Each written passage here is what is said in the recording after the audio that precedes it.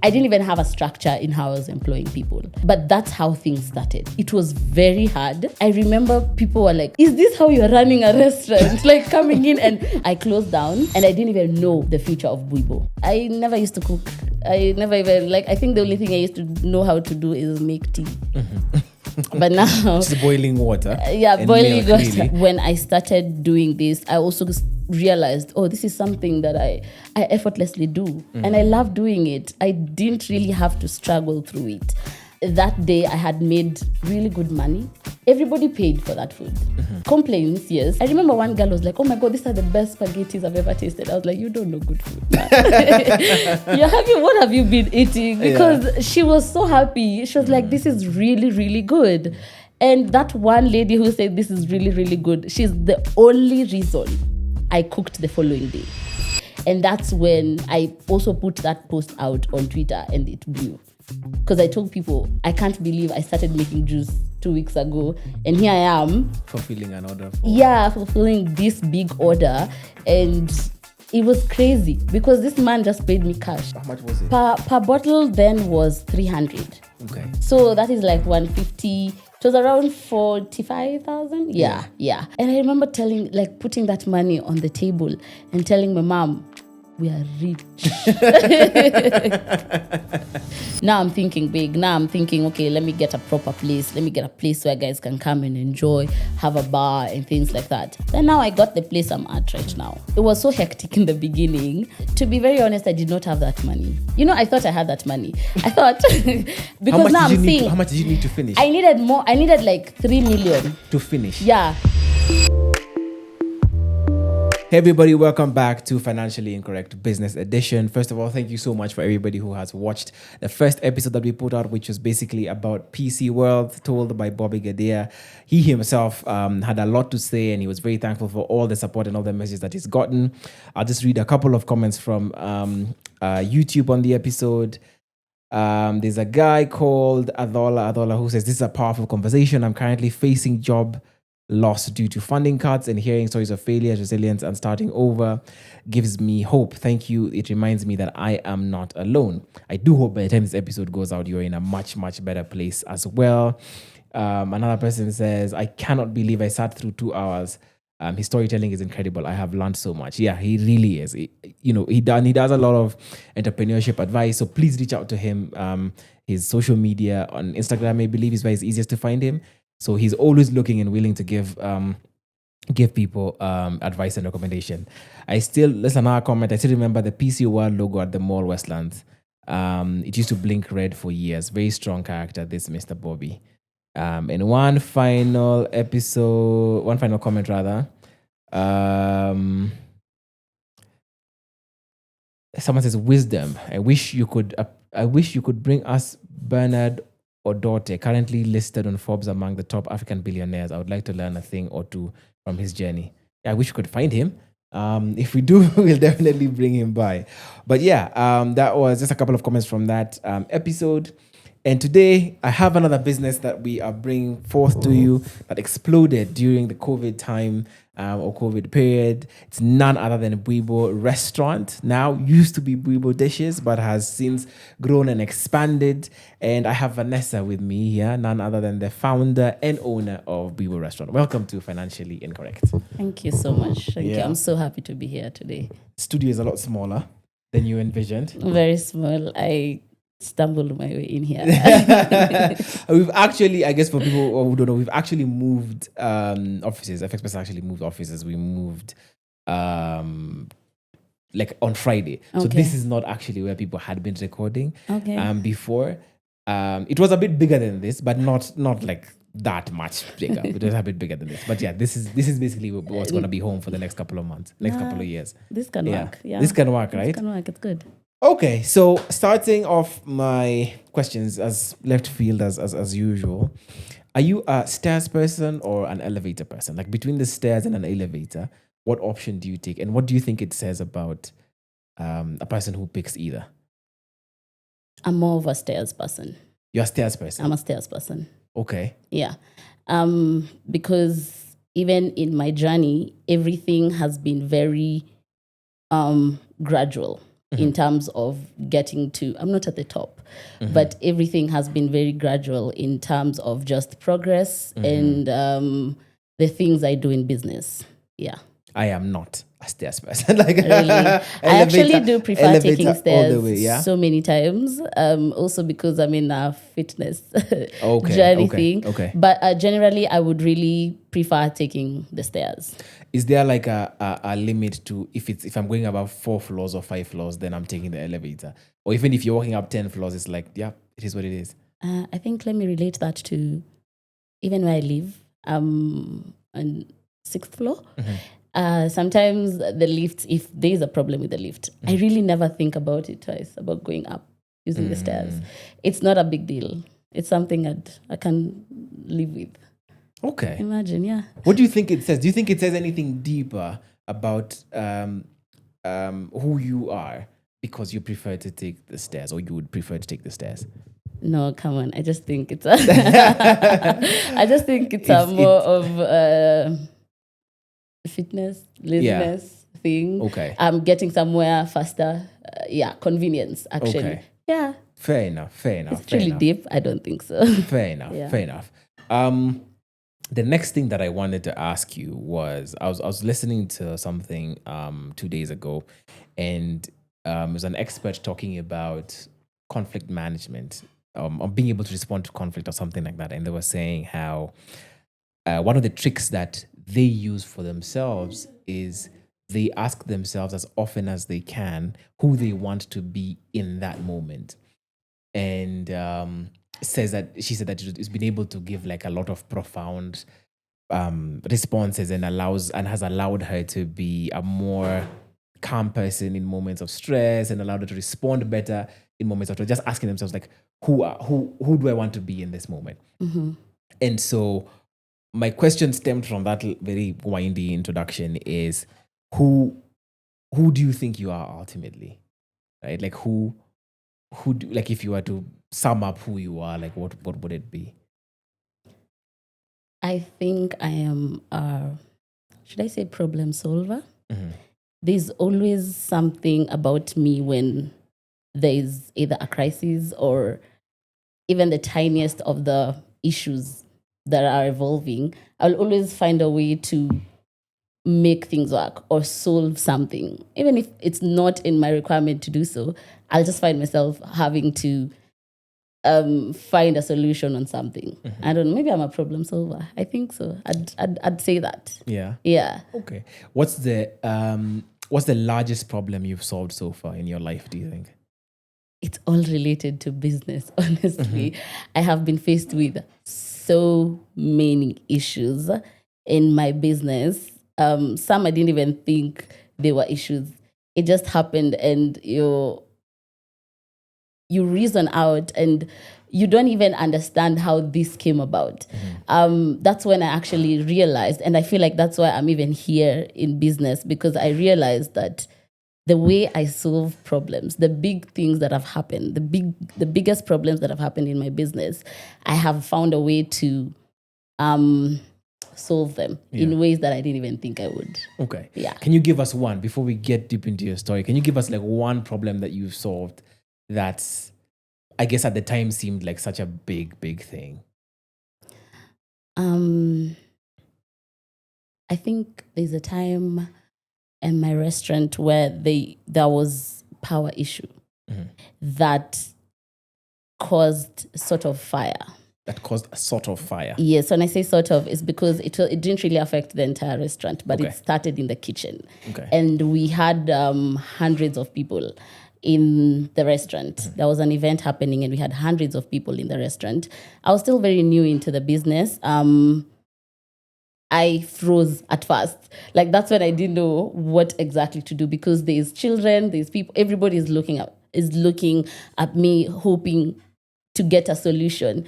There were fire extinguishers at the restaurant, yes, but it's the frenzy that started in the restaurant, that people, now guys from outside started running down. I don't know what to do. My staff is there. The lights are going off.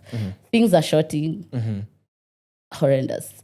I froze until something just happened and I had to do something very fast. I just had to bring people together. I had to talk to people. There was a jazz that was even performing. It was mid a performance. Everybody, it's like coming from a very high place. Everyone was having so much fun. And then suddenly it's just blackout.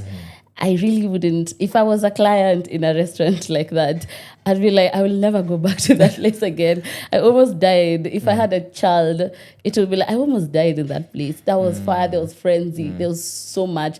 And I'm very new in the business. I was very new. I had never had a restaurant before. So yeah, I feel like that was chaotic. I still think about it. To this day. What about that situation was the problem solving? Is it because it seems like, there were fire extinguishers for the fire. But before now, before people got to the fire extinguisher, it's like everyone was new to it. It's even a client who came to ask where the fire extinguishers are. My staff was trained, but I don't know, because the fire started in a place where my staff wasn't there. It was more of clients who were there near the kitchen, and we didn't know what to do exactly. But it's just the thought of bringing or calling fire extinguisher guys. Because I wouldn't really, like in another instant, I wouldn't really deal with that, honestly. I didn't think of it like that. And it's something that really affects the line of my business, which is the kitchen. It was really hard. That makes sense. I mean, so in fact, it sounds like the problem was more calming down these hundreds of people. Yes. And to be able to create a scenario where you can actually deal with the fire. Yeah, it was something that, I don't think I'll ever forget. Okay. Yeah. Tell us a little bit about yourself. Have you always been a problem solver? Is that something that you had as a child? Were you, would your mom say, oh yeah, she was a problem solver? My mom would 100% say that. Yeah. I am the last born, the only girl. I have 2 bigger brothers. But more often than not, I'm always the one who gives the solutions to things happening within the family. Honestly, ever since I was young, I started doing business, quote unquote, like just trying to make money ever since I was young. So if anybody would come with a problem, I would be the one to, I can give you. You need like 500 shillings. Okay, here it is. I would always find a way to solve people's problems financially and also emotionally. I feel like most of the people around me lean on to me emotionally in terms of if they are going through stressful situations and things like that. Okay. Yeah. Would you say you grew up in an affluent home or middle class or silver spoon? Definitely not silver spoon. Definitely not silver spoon. Let me get into it. Yeah. I grew up in Huruma. Okay. Huruma is there's a really ghetto side and there's the flats area. Yeah. So I used to live in the flats area. There's some white flats that are not so white, but like I grew up in the white flats and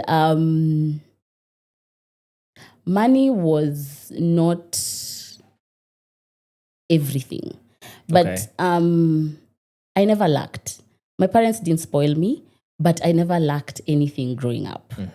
It was more of money wasn't put in a place of pedestal in my family. Okay. We respected it. We knew that it's something that can keep you in a comfortable place. That's how I grew up. I didn't grow up knowing that you can get money anytime you want to. Like, I just knew you need to work for it, but also it's not what makes the world go round. I see. So money never really used to be something that if anything is to happen, money would solve it. It's a problem solver. So money was never really the problem solver for us. My dad did his best because he's the one who used to work. So my mom worked until a certain point, then started taking care of the family. I've grown up in that setup. Kind of setup. Yeah, so started taking care of the family, and then so my dad was the sole provider. Okay. And he did his best. Maybe I'd say that because maybe I was the last born. Yeah. I don't know.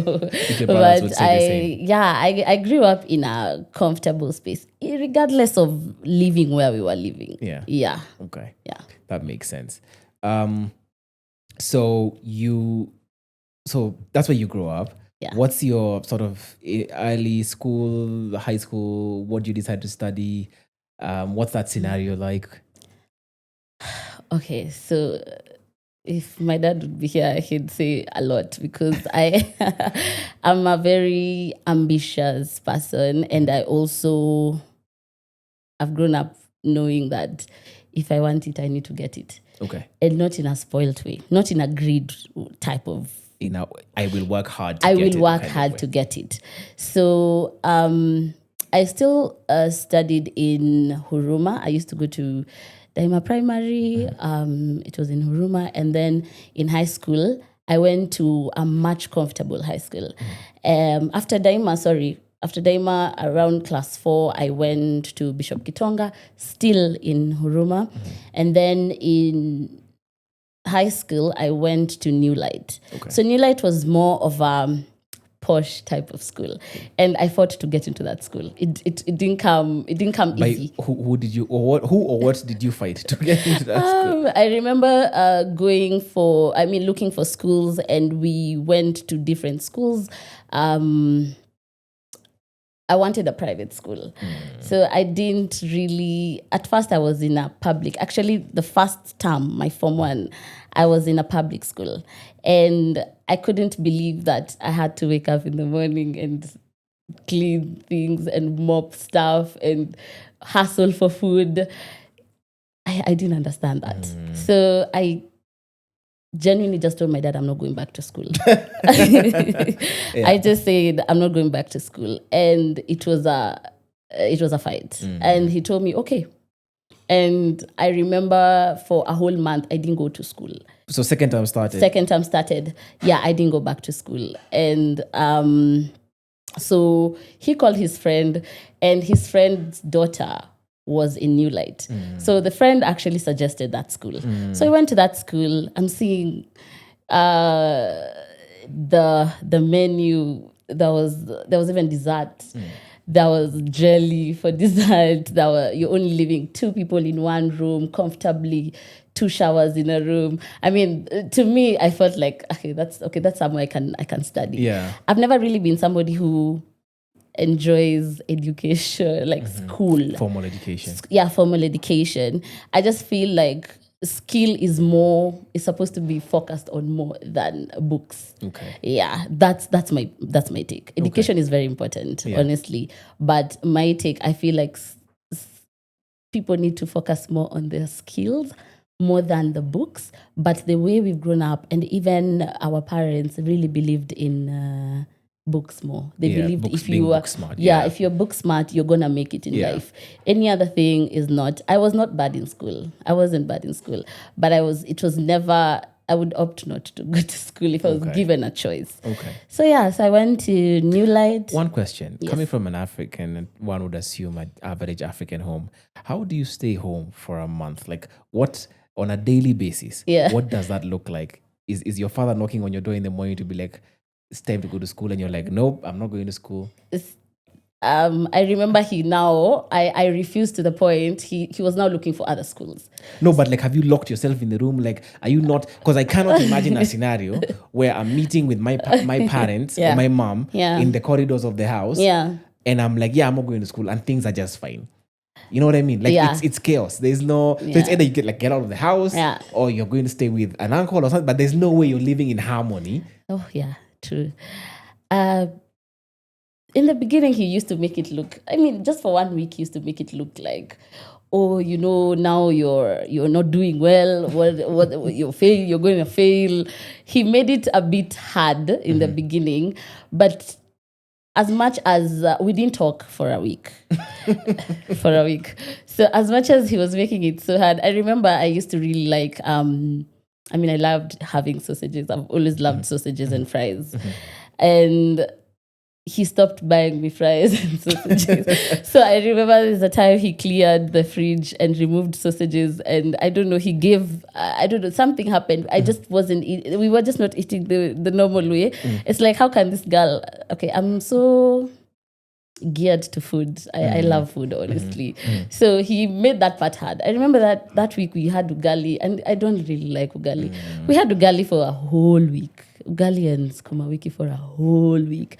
Not a bad thing. I just don't like ugali. And most of the times I would have fries in between. So he used to make it hard. I never used to, at that time I didn't even have money to buy my own food. Yeah. So essentially you're trying to make your living environment as uncomfortable as possible. So that you can go to school. Okay, that makes sense. Now. Yeah, that was the only way he started. And then us not talking. Right. So the following week, he started now looking for schools himself. But he would always bring still other, like the, how do I say it? Like public schools, public high schools. And it's the reason why I left the school where I was at, because of the task and everything that goes into it. So yeah, and then now when the call came, when we went to check out the school, and he still said the school fees was very high, he's not going to take me to that school. And I was like, then let's just continue staying home.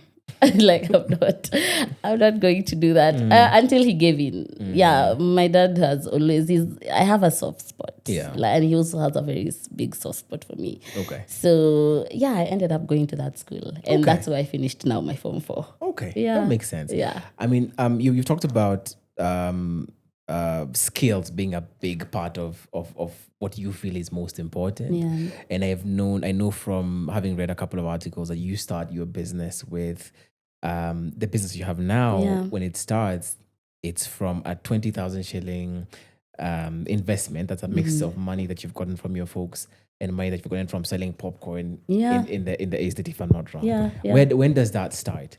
So after Form 4, I get a job at a promo job. I used to do Airtel Visa card activation. Okay. So this I did for, I think, 2-3 months. We used to go to Tuskys. For 2 months. We used to go to Tuskys Thika, Tuskys Buruburu. We were paid around 2,500 a week. That was not the first time I earned money. There's a time I earned good money in high school. Can talk about that later. But that was the first salary, like proper salary. And then went to, now enrolled to University of Nairobi. I did economics. In between there, I was doing a couple of businesses. I remember I was even going now to the market, still in Huruma, getting clothes and selling them. So I sold Mtumba clothes for some time. I'd get these clothes for like 10 shillings, 15 shillings, and then sell for like 150, 200. Then at some point also now I started shipping clothes into, I started shipping clothes into the country. I did this with a friend of mine. She was my high school friend. So we were shipping shoes, bags, and some clothes. The quality of that was very poor.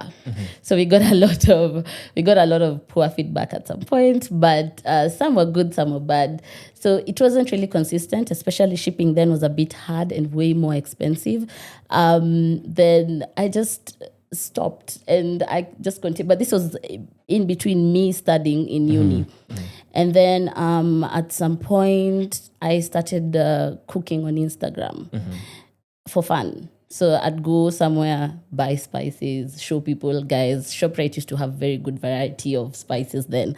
So I'd show people on Instagram. I'd be like, guys, there's this new spice. There's this new thing at ShopRite. There's this. I show people how to make chicken my own way. Sometimes I didn't even know what. But Instagram was very organic, very authentic, organic. You didn't really have to do a lot. So, but people used to really engage with that content. Funny enough. Guys would really ask me questions and like, how do you, like, at what point do you add this? And I was like, okay. Mind you, I never used to cook. I never even, like, I think the only thing I used to know how to do is make tea. But now... Just boiling water. Boiling milk, water. really. And sometimes I would not boil water. I would add the milk first and then put the water. Right. So I was not so perfect in the kitchen. But then when I started doing this, I also realized, this is something that I effortlessly do. And I love doing it. I didn't really have to struggle through it. So after that, now I started selling popcorns, still in uni. So I would probably have a content on Instagram and then in the evening, and then go to school and then come back in the evening, go at the base, So the base is now where people used to, after work, people are chilling. People are chilling. So after work, guys come, we talk with my friends. And then I got a spot right outside a movie shop. So, and a lot of kids used to pass there after school. So this business, I did it with a friend of mine then. And we invested around 30,000. So my dad gave 30,000 each, or no. So, but I invested 20,000. My dad gave me 20,000. I remember asking him for that money, and he was like, "Who's gonna eat popcorns? Who is going to leave their house and go eat popcorns?" And I was like, no. Let me just try. So I started selling popcorns while juggling school. So I was leaving school. Sometimes my classes would go till late, and I would walk out of class just to go and sell the popcorns. So were you leaving class, go make the popcorn, and then start selling? Or is someone else I making bought the the popcorn machine. Okay. So I would go remove the machine from the movie shop. So the movie shop guy used to be called Professor. So the movie of course, he was called Professor. So the movie shop guy is called Prof. And I know he'll watch this. So he used to be called Prof. He had a movie shop. He's run the movie shop for so long. Yeah. So I asked him for a space, and he would rent me that space. So it was literally outside his shop, and I'd pay for electricity for that. Yeah. So he sometimes would open way later. So I'd have to go to his house, ask for the keys so that I'd open the movie shop and then remove my popcorn machine, set it outside, and then I'll start selling the popcorns. Yeah. Kids were my biggest clients, honestly. So these popcorns, I would put like paprika and then put some turmeric spice. So when these kids are passing, they're like, wow. Have you seen those popcorns? They even have reddish, they have some yellowish. And the first day, I sold popcorns worth 15,000. The first day? The first day.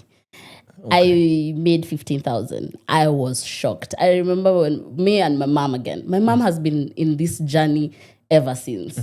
So she came to help me, and we are popping popcorns, and the first packet was over before 45 minutes, 45 minutes in. This is the first day.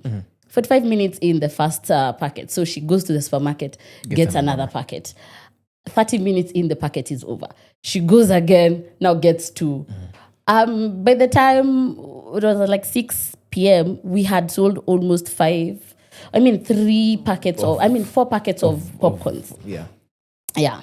So she was just like, let me just go get the whole box so that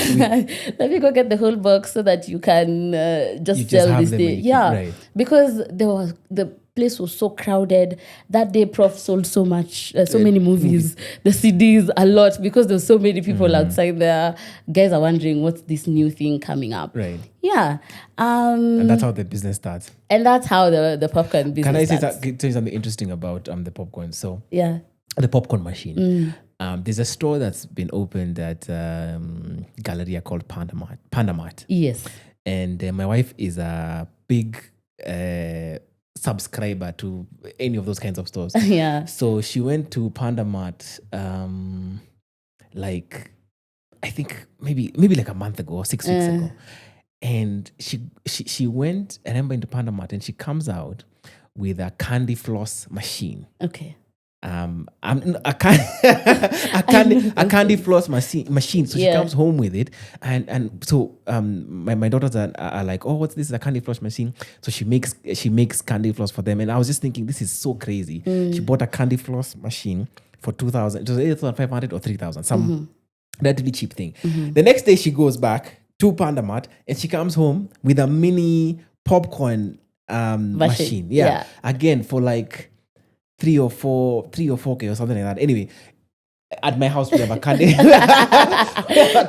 machine and a popcorn machine. When you said that, I just remembered that. Just that interesting. Anyway, if you want a popcorn machine or a candy floss machine to have at home, go to Panda Mart. Okay. Anyway, that's And that time it was very hard getting a popcorn machine. That's actually what I was thinking about, because right now it's. It was very hard, because I remember me and my friend, he's called Ryan. We used to go to Kamkunji, where they do welding and things like that, and they had to make for us. It gave me hell. Like, I wish then there were proper popcorn machines because that gave me hell. Yeah. And I even remember now at some point, it got to a point where we were selling so many popcorns, we had to go to Nyamakima to buy the bags of seeds so that they can just take me through. The small packets were not doing, they weren't doing the job. What was the height of the popcorn business? How much are you making, or what's like, what are the finances like at the height of it? You know, like any normal business comes with so much hype. So much hype. And honestly, in business, you don't necessarily need a startup capital. You need startup audacity because that comes with a lot. Like you end up doing things you wouldn't even think you're doing. So that's what happens with the popcorn. With the popcorn business. Yeah. At what point do you then transition from that into now Bwibo dishes? Yeah, still in uni. I even with the content now, there's a time I made ribs at home. And a neighbor of mine saw the Instagram post, and he actually asked me, Vanessa, can you see the ribs you made last night? I'm having guests this weekend. Could you please make the ribs for me? And then you can also suggest a side that can come with it. And I was like, oh, really? So you want to buy what I made? He's like, I'm going to buy. So sometimes I always say with business, your investor is hunger. My investor, even my clients is hunger. So I came up with I went to buy the ribs. They were not cheap, but I was doing it because I cannot believe I wasn't doing it to get money. I was doing it because I could not believe someone wants to buy food from me. So that was the cheapest food I have ever sold, because I remember buying ribs close to 1,200, and I sold that food for 400 bob. You sold the food for 400 bob? Yeah. You sold it at a loss? Yeah, I was just like, just take it, maybe try it and maybe just take it. And he was like, you see that same, double it, make for me next weekend. And I was like, I still did it. At now 800. Now 800, and I've now spent close to Right. And there's also a side to these ribs. Right. And then I don't know, something just clicked. Like, I can't be doing this. I can't be selling food and making losses. I can't be doing it out of pity. I need to probably make something out of it. I mean, so when I told him, because he asked the third time, he was like, those ribs are so good. Just now I'm having even more guests coming. So just make like times 3 what you've been making. And I told him, no, so this time around the food is going to cost around 4,000, not what you've been paying. And he was like, it's okay, I'll give you 5,000. I was like, what? So you're not even going to argue with me about it? And that's the first time I was shocked that I can convince someone to actually buy food, and then they can pay me, and without even complaining, just matches with the quality and how you're going to even present that food to them. Yeah. So I think a week after I sought out help, asked for a menu, someone to create for me a menu, put it out on social media. I just said, let me just sell this food. Put it out on social media. I was like, guys, tomorrow I'll start doing deliveries. Please, this is my menu. This is my food. Please buy. At this point in time, have you figured out anything with logistics and deliveries by the time you're putting the menu out? I remember on Twitter used to be something that I was really leaning on Twitter that time. There was this guy called Shoba. He used to do deliveries. Shoba Gatimu. Yeah, he's still there. Yeah. Very good guy. He used to do a lot of deliveries, and he would post and say, oh, I've had like 10 deliveries done in Thika. I've had 10 deliveries done here. And I was like, hey, 10. And me, I'm here, this neighbor. That means, so how are you doing them alone? Like, what's the delivery? So I would see him. He would actually take people through his process. I learned so much from him without even him knowing. Just from his posts, I used to be like, okay, this is something that I can also do. So I learned from him. He's actually one of the people who I used to see, and I'm like, okay, it's something I can do. But then for me, delivery, I was driving. So I used to do deliveries with my as car. you're driving. Yeah, as I'm driving. So, but like sometimes if deliveries are in town, I would go to school, park the car, walk all the way, like my first delivery. So taking you back, when I put out the post, I had already bought the food for Monday because every day had a different menu. Okay. So I had already put out the food for Monday and I knew I'm cooking spaghetti and mincemeat. I remember that food very well and I'll tell you why. Spaghetti, mincemeat Okay. and spinach. Okay. So I knew I was going to sell to like maybe 5 people. If it's too much, maybe 7 people. Of course, it's not going to pass 7 people. It's the first time. So I sleep with 4 orders. And I'm like, okay, good. So at least even if there is 2 people ordering tomorrow, we're still good. I wake up and there's DMs on, there's Twitter DMs, there's Instagram, there's my WhatsApp of people ordering. I'm counting these orders and we're now at 51. 51. I woke up, okay, I'm not an early riser. So I wake up knowing I'm going to cook for like 7 people. Even my mom was going to help me make maybe these the 7 stew. meals. Right? Yeah, these 7 meals. So I'm having more than 50 people. And I took 35 orders because the rest I just ignored. I was like, I can't do this. This is too much. I cannot do this. Yeah. So I ignored the rest. The 35, I took the order. Those days, supermarkets weren't even, there were no 24 hours supermarkets. I don't have spaghetti for 35 people. I don't have mincemeat for all these people. So I have to wait for the local butchery to open and all that. And yeah. So my mom was like, I've never even cooked for more than 10 people. How are we gonna do this? What about the packaging? I had bought packaging. Okay. 10. They come as a Yes. So 10. So I tell my brother, this is what you're gonna do. You're gonna go to town. I'll direct you where. You buy more packaging. Top serve. Yeah. My bro goes, actually then no, it was Katra. Okay. Some place in just the Globe roundabout. We still buy from them, honestly. They've really seen the growth. So my bro goes to town.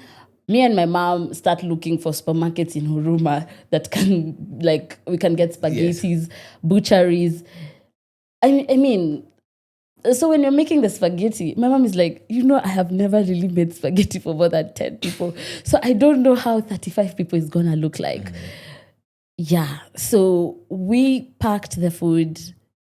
I was doing the deliveries myself. And I remember KICC, there's a floor in KICC that had ordered around 12 packets of the 35. Of the 35. And I carried the food from UN, the one along University Way, carried the food from there because I went with my car, parked there, carried the food, went across the road, walked all the way to KICC with 12 packets. Very disappointing packets. Like I knew the kind of food that I have cooked. I knew what I've carried. The whole time I'm trying to imagine how I'm going to leave the food at the door or give the watchman to take the food up or do it myself. But then I was like, okay, I'll just do and then run away. Maybe let me... You didn't want to be associated with I did not want to be... I knew what I had cooked. I knew the spaghetti, first of all, was very soggy. The mincemeat was very... Even my mom was like, Vanessa, I don't know, but like it's God, God is gonna guide you. You're gonna make it. Don't worry. This is just the first step. And then my dad was like, how is it that every time you start up? So my dad is waking up, he's like, kuna leftovers. And I'm like, you have no idea what's happening in this kitchen. Our kitchen used to be so tiny in Huruma. 3 people could not fit in that kitchen. Just me and my mom. So if my dad would come in, either my mom leaves so that he can stay. Someone has to go out. So that someone has to go out. So my dad comes in, my mom is in the sitting room, and you'd see the kitchen. So my mom just looks at my dad, and they give each other the look of just support. You never know, just support. We know. So my dad tastes it and then goes back to sleep. Doesn't say anything. Goes right back to sleep. And I'm just there. I get to KICC and I remember it was at the top floor. I'm just seeing floor 1, 2. that was the shortest, sometimes when lifts take long, that was the shortest period a lift has ever taken. I wanted it to take longer because I didn't know, I still didn't have a solution. Anyway, I just, I get the person who had ordered, because one person had ordered for everyone.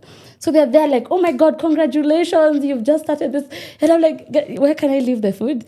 And they're like, no, just stay. Let's, this is very nice. We really wish the best for you. I'm just like, where can I leave the food? Do I leave it here? Do I leave it?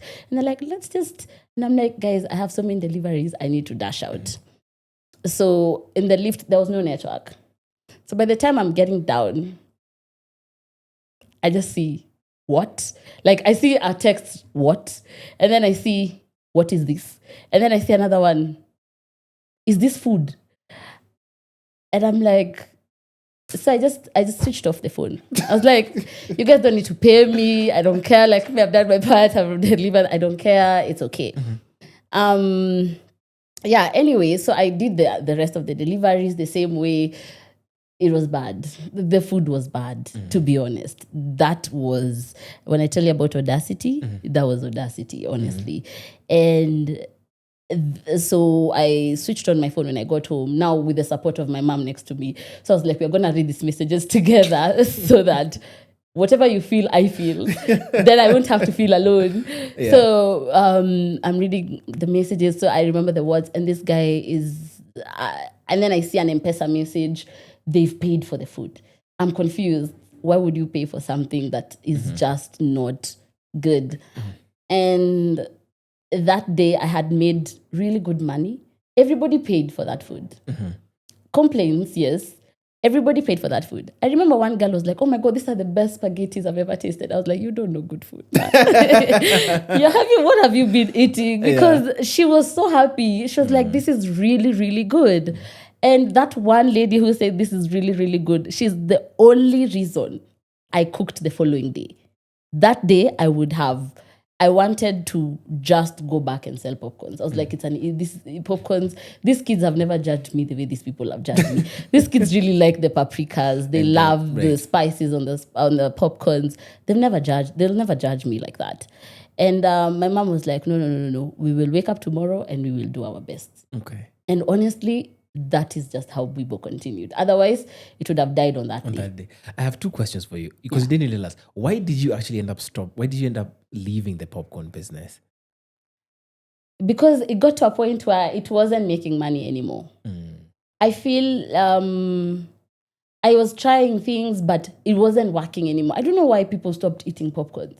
Because I don't know whether it became I would make money, but I wouldn't make a lot of money. Like how it started.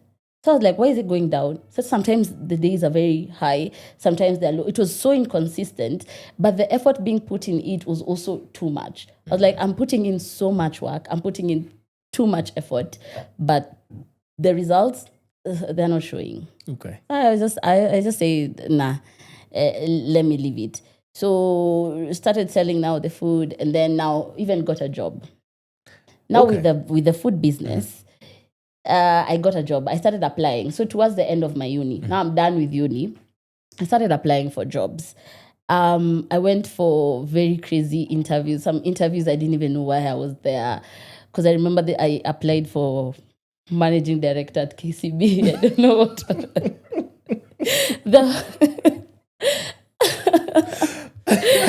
So I got into this room and there's a whole board of people.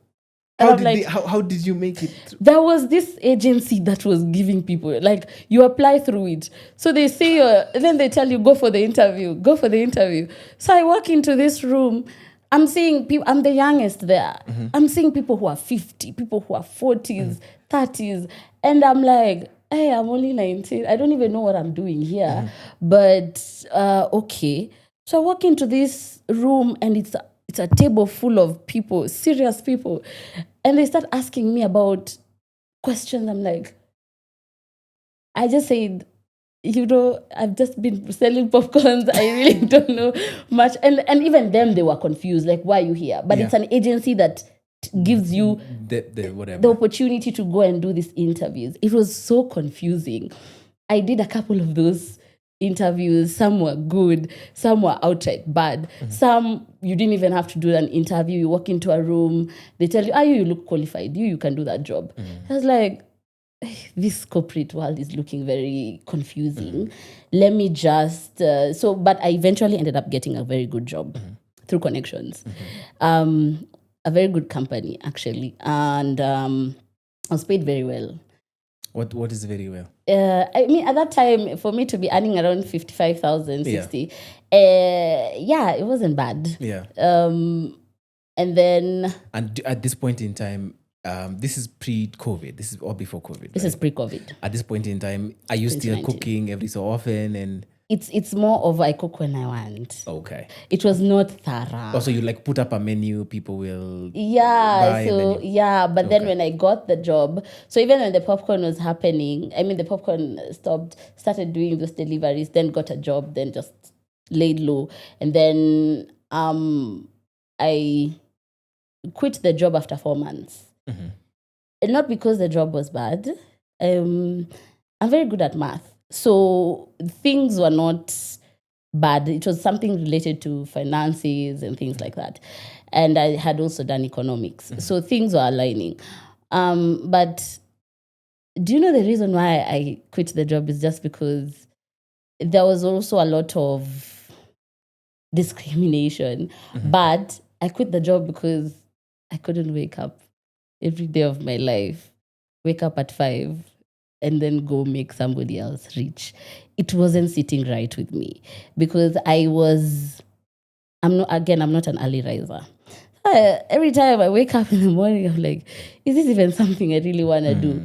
And you know something about being young and having opportunities is you can always make mistakes and bounce back.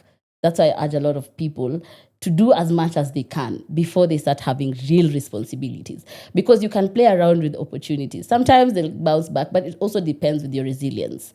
So I quit the job after 4 months and then went back to sell popcorns. So then now that's the time popcorns didn't work at all. I had to look for jobs all over again because but my dad was also like, why would you quit such a job? I mean, by then I think my dad was just like, this girl, I don't know what we can do. You just do you. Also still very supportive. So now that's when I went full on food. Okay. Yes. So the popcorn doesn't work, then you say, yes, let's try this food again. Let me just sell this food. Okay. Then now still the food was working well. Okay. So what do you do differently that the food's now working well or working better? Nothing much. I just kept going. It's like as the more maybe I'm receiving feedback, the more I'm trying to do things. I had so many offers going on. I stopped now selling African cuisine because I used to do a lot of ugali, nyama, those. Then I started now selling burgers, fries. This is now when things picked up. Because I remember on Twitter, there's a time I posted a platter and it went viral. That platter went so viral. That's when I was like, okay, since I even love fries, I can even start selling to people fries. I don't need to just do this because every other person is doing. Yeah, so I started selling fries. Okay. Yeah. At that point in time, what was is your business making enough money to be sustainable? Are you making money or are you losing money at that point? I wasn't losing money. I just wasn't maintaining the money. I wasn't sustaining that money, but I was also never broke. I would always sell food. I'd lose money today, and I know tomorrow if I come up with this new offer, it's definitely gonna pick up. And it always used to happen. I remember there's this time I did a Valentine offer, and more than 60 people ordered for that offer. And I'm talking about aside from the normal deliveries. It was 60 people I had written down who were buying this food. The offer, I think, was going for 1,600. So I had like 60 orders, still in my mom's kitchen. Now the kitchen became my kitchen until my folks moved out. So they were like, okay, you remain here. You do your thing. So they moved out. They left me in that house. But then now those offers used to really, really do well. And every time I have an offer, they would go viral. Twitter supported me so much. Instagram supported me so much. And are you the only one who's cooking the food at this point in time? Let me tell you, in the beginning, I used to wake up at 12 or 1 a.m., peel potatoes until 5 a.m. For 4 hours? For 4 hours, just peeling potatoes. Because then I used to work with my friends. I don't know anything about catering. I don't know anything about like having a team. I don't know with restaurants. I used to think with the kitchen, you need a chef who is so big. That's when you... So I'm thinking, how do I tell somebody to come to my parents' house at 1 a.m. in the morning to help me peel potatoes because now these potatoes were supposed to be ready by 6 so that I start frying them. Then by 11, I'm out of the house with my car and I'm out doing now the deliveries. So I would do it. My mom would also do it with me. Most times she would wake up with me, or let's say I wake up at 1, she'd wake up at 3. Now we are just there peeling potatoes in the sitting room. Get done. Since the kitchen was so small, we couldn't peel inside the kitchen. So we'd peel potatoes in the sitting room. Then I'd fry them, do deliveries. Fry them, do deliveries. Okay, that's insane. I mean, so how long? I did that for so long. How long do you do that for? I did that for so long. I think.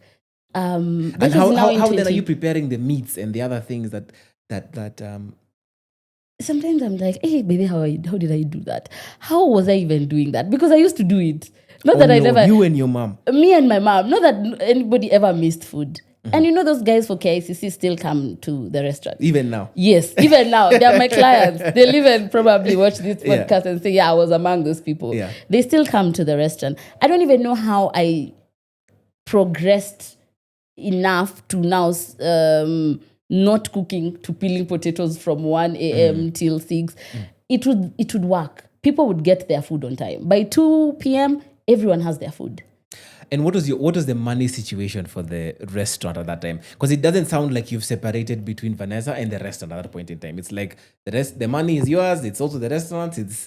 Which restaurant? Because I never used to have a restaurant. Dishes. Yes, we bought dishes. Yeah. At that point, yeah. I just used to know. You know, sometimes I'm like, that whole thing was never money driven because the money would come later. I've done this, I've paid for this thing, then I need to buy this, then I need to buy these things. I remember making the first 50,000 as profit and I wrote it down. And then checking back, I was like, oh, there's even a time I made 70K. So that's when I should have celebrated. But then when I was now very, very keen with my finances is when I made the 50,000 and I even wrote it down on my notes that I'll never forget the day I made my 50K. Then I go back to my books and I see there's a time you had 70,000. Why didn't you celebrate?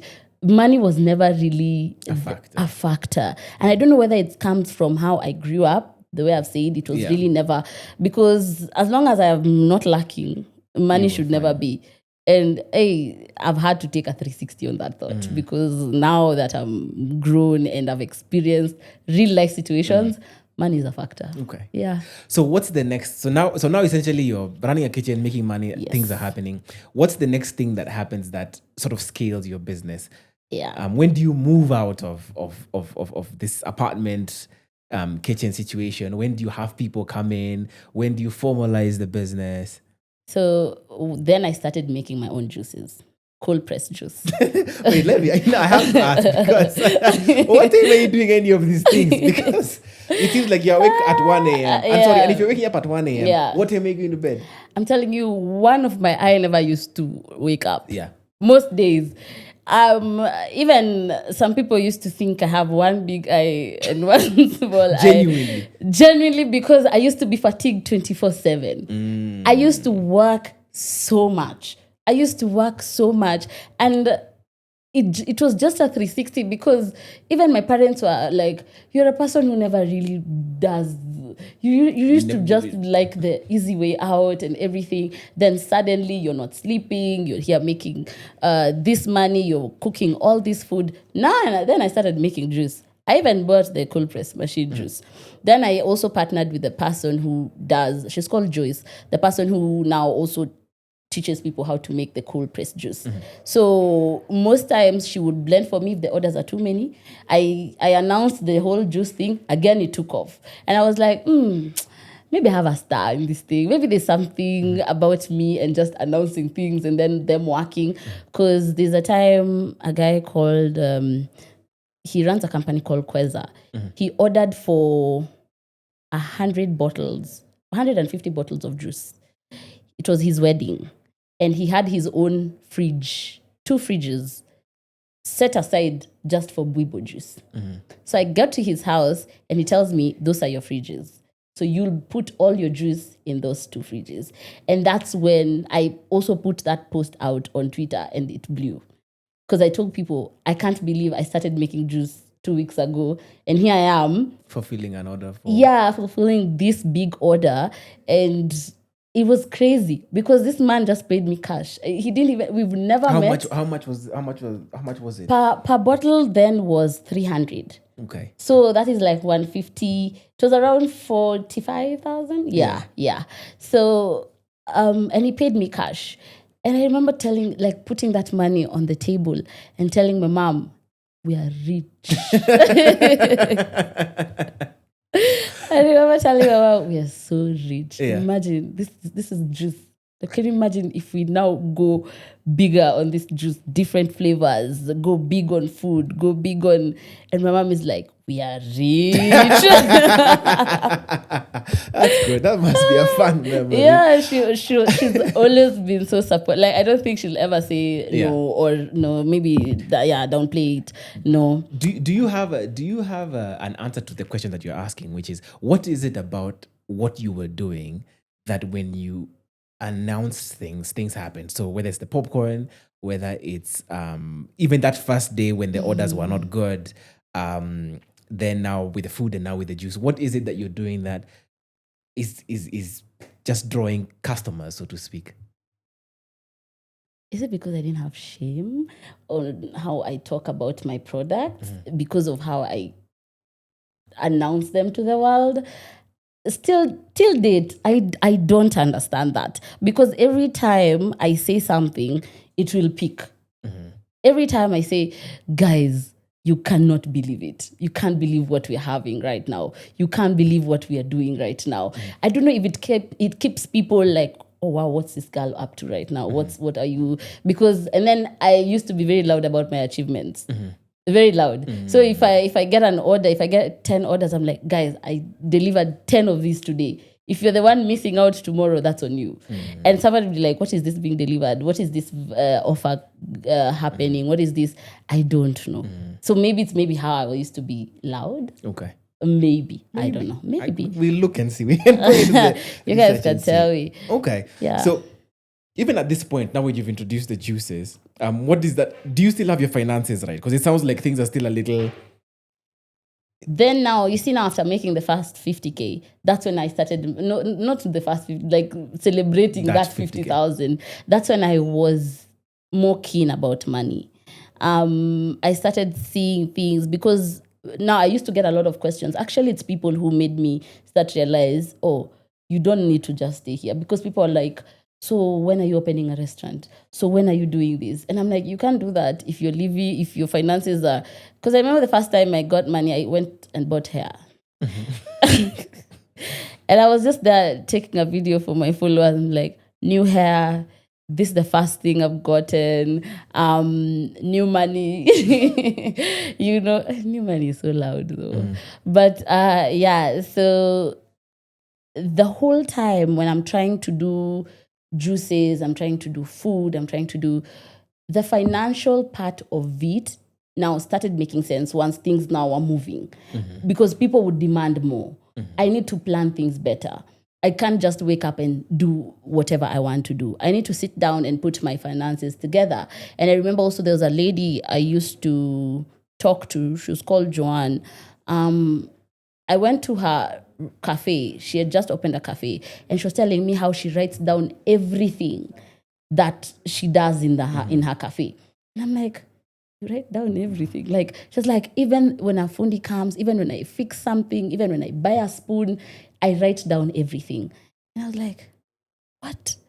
Then I have a problem, because if you ask me what the money I made last week, what happened, I wouldn't tell you. Probably it's in the bank, but I wouldn't really know. Did I use more than I was supposed to? Was I supposed to save more? Yeah. So it got to a point where I started understanding money. Now you start valuing money for the thing that it is. Started putting money in things that would make the business grow. Also just marketing the business. At that point, I knew, okay, this is money for this is money for this. I started growing financially. I saw myself grow financially because I really went from, money will still come tomorrow. Is there a specific incident or specific thing that spurs that on for you? When the orders reduced.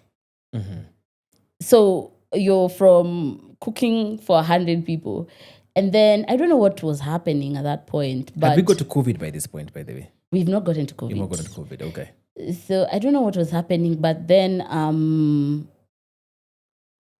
I didn't get orders that week. As I even started looking online, I'm like, hey, is someone trying to jeopardize this business? What is not happening? There's no way I can just fall like that. Because if you're making 100 orders and you have stock for 100 orders, what happens now when you're only getting 20 orders? There's something wrong. Then you've overstocked. So now money is looking like, oh, I can disappear, by the way. You might just not get money. And this happens for a whole week, even extends to the second week. And that's when I had to sit down, and that's what triggered, actually. I was like, one day you can actually lack. This money you keep taking for granted, you can lack one day. Yeah. And you need to get to a point where you have your finances in check. Okay. Yeah. So, but at that point, you're still doing this yourself. You're sorting out your money yourself. You're saying, okay, this is for marketing, this is for this, this is for this, but you're still doing it yourself. Yes. What does COVID do for the business? So COVID. And have you registered the business by the time we get to COVID? I just had a food handler's certificate. Okay. That's all I had, because now, and I was doing a lot of catering, by the way. Even before COVID, I used to do a lot of catering. Okay. Yeah, so I did birthdays, I used to do corporate events, I did really big corporate events, catering. Still cooking from the same kitchen? Still cooking from the same kitchen. On your own with your mom? Now I was involved with my friends. Like, are you free tomorrow? You can come, we cook. Are you free tomorrow? There was really never structure. Then now... What's a big corporate event that you did that is like, it doesn't make sense that you did it from that kitchen? I have a story for that. Oh my God. It was at the UN Embassy of Canada. I did corporate catering for them. And again, that was the worst catering I've ever at some point I was like, maybe I'm just not born for this. But how comes I'm still... Because the van that was carrying the food was caught by those guys, the cops that are normally around UN. I don't know what the problem was. The car I was in was not carrying any food. The car that was caught was carrying everything. Got there late. These are all Canadians I'm doing catering for. It was a very big event. Getting there, so I ask, I'm making calls, like, what's not happening? Why is the van not here? They're telling me they've been caught. So my friend goes and asks, because I was with my friend in that car. So my friend goes and asks what's happening. Then those guys, of course, Kenya, then they're released. I don't know what was the problem with that car. They were just like, it can't be carrying this food. And they needed certificates, and there was just so much happening. Then the car gets there, and I don't know if they were in a hurry, but the food had spilled. So we already 1 hour late. And now I'm going to the van, I'm opening the boot, and the food had spilled. Like... Majority of the food, like the main food. The salads were still intact. The veggies, the dry food was still intact. The stews, the rice, the chicken, everything had spilled. Not entirely. So my friend was like, so how can we save this situation? I was like, just pick it the way it is. This is what we will serve. Furthermore, these people don't eat much. They serve parts. So they're not going to finish this food anyway. So we get there. Food is already cold. I'm looking for a food warmer. It was forgotten at home. So they're like, okay, it's okay. Don't worry about it. They're so kind. Don't worry about it. We can start with the meat. because I had roasted rib. So he cut the meat. Inside is red. It had not cooked enough. So they use their kitchen to roast my meat. Oh my gosh. They use their kitchen to roast my meat. And I genuinely cried in front of them. I was like, I don't know what to do. I genuinely, because this was such a big company. And they were supposed to give me a contract, a 1-year contract. But that was the test. I failed deeply. Deeply. Like I fell with everything in me. I didn't even know what to do. It was really, really bad. You broke down and cried in front of them. Some of them, the ones who were there. So I sat down and I was just like, I can't believe this has happened. And they're like, it's okay, it happens. Weren't you prepared? And I'm like, trust me, I was prepared. But this cows, the person driving the cows, I packed the food properly. I don't know what happened that it got to this point. Anyway, all that happened. And it's and I've even had an experience before where I've still made losses. I'll talk about it if we have time. Yeah. Because that's also is very interesting. So we get to evening and this lady tells me, do you want cake? We had cake. do you want a piece of our cake? I was like, you want to give me cake after everything? She's like, yeah, just eat this cake. Do you have your people around? So I had told people to leave. Once we were done serving what we could serve, I told people to leave because apparently the food was very good. So the people who ate the food that was, they all ate. They were like, this is really good food. If only it came prepared. This is really, really good food. They enjoyed the food. But there was so much that was happening around it. And so I was walking out and she was like, oh, we haven't paid you. You need to sign the check. And I was like, again, do you guys really want to pay for that kind of experience? They ended up paying me. But of course, I didn't get the contract. Yeah, so that just went like that. Okay. Tell us about the losses one. I want to hear that one. Yeah, the losses one. I'm going to be very quick about this. When Jumia came, I remember the time I started doing deliveries when Jumia was very new. So Jumia approached me and asked me if I can start, like if I can subscribe and register under them. And I did so. So I remember having this meeting with this person in a room like this, honestly.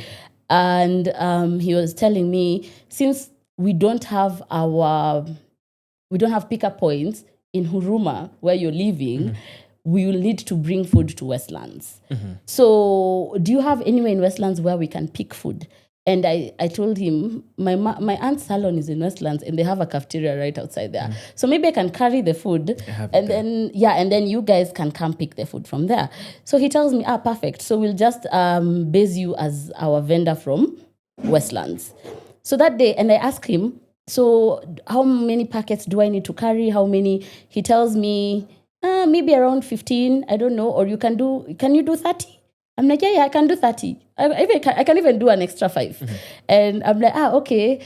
He's like, okay, great. So the day comes, I didn't even take deliveries from other people. I was like, guys, we're fully booked today. I need to now take Jumia, yeah. So I go to Westlands, outside my aunt's salon. I get that like 12, because the restaurant was opening at 12. No, the online restaurant was opening at 12. So I sit there at 12.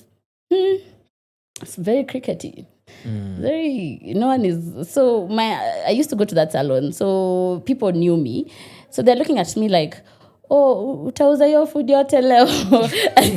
And I was carrying it in those Nigerian bags. Yeah. So I'm like, yeah, there are people coming for it. Don't worry. And they're like, okay, usipo tunaweza nunua kama moja ama mbili. And I'm like, okay, but I wish you guys told me so that I'd carry extra, but it's okay. They'll just come for the food. But if it remains, by any chance, I'll let you know. So this guy, so after like 1.5 hours, this is now 1:30, no single order. I kept refreshing that page. I even called Jumia and was like, your app is down. Something is happening because I've not received even one order. And then they're like, no, it's okay. The restaurant is live. Don't worry about it. 2 p.m., one rider comes. So he comes and he's like, there's someone who's ordered your food. So I thought they come with even the bags, the brown bags. So he's like, where am I going to pack this food? I'm like, I thought you guys come with your own bag. He's like, no, I'm not given any bag. It's for you to probably, and this was never discussed. So he tells me, now I can't go with this food like this. So I'm like, so can we? That time they were like the bags we have now were not there. It was the karatasi, the paper bags. So he tells me, go look for a paper bag so that the next order you won't miss it.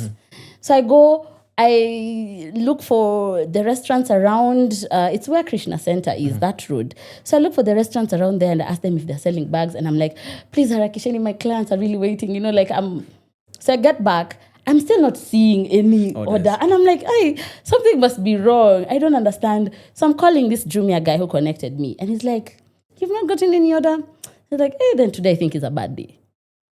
And I'm like, what do you mean it's a bad day? I have 35 packets with me. And he's like, maybe just wait longer. Just wait a bit longer. Maybe guys, lunch hour. And I'm like, but lunch hour that's the time people order food. and I almost break down. I'm like, guy, lunch hour is when people are ordering food. What do you mean I wait? So he tells me, don't worry, just wait. So he tells me, wait for another 1 hour. You'll get your orders. 3 p.m. No single order. This time I have already marketed on Instagram. Now I'm even telling people on Instagram, guys, are you hungry? Offer. The people who I had said, we're fully booked today. I am not taking on it. So I'm like, guys, are you hungry today? Offer based around Westlands. If you're around Westlands, you can come. Free delivery. Like I was willing to do anything. 5 p.m. No order. The guys in the salon have already eaten. They're like, hey, as you eat, we're full. No one has bought food. I'm like, no, So shame is like you want to break down.